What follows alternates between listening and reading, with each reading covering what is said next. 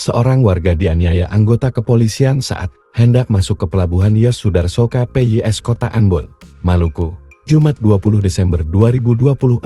Korban yang bernama Rizal tersebut dianiaya saat hendak masuk ke pelabuhan menggunakan mobilnya. Dalam video yang beredar, terlihat oknum polisi memukul mobil korban sambil meneriakkan kata-kata kasar. Tak hanya itu, oknum polisi tersebut juga memaksa korban untuk keluar dari mobilnya. Anggota polisi lainnya juga terlihat menghampiri korban dan ikut menganiayanya. Rizal pun diborgol dan dibawa ke Mapolsek Bies. Melalui kuasa hukum korban, Rami Lulang, kasus ini pun dilaporkan ke Polda Maluku. Kami sudah buat laporan semalam dan sudah visum.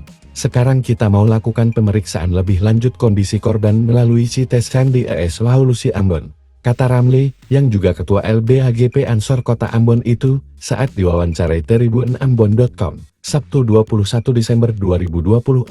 Terpisah, Kapolresta Pulau Ambon dan Pulau-Pulau Lese, Kombes Driano Andri Ibrahim menuturkan bahwa anggota polisi yang melakukan penganiayaan tersebut sudah ditahan.